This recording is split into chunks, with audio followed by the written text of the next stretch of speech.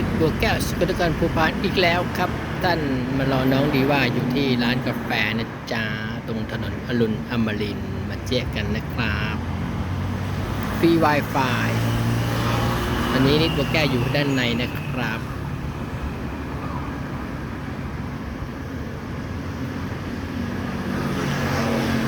ตรงถนนอรุณอมรินทร์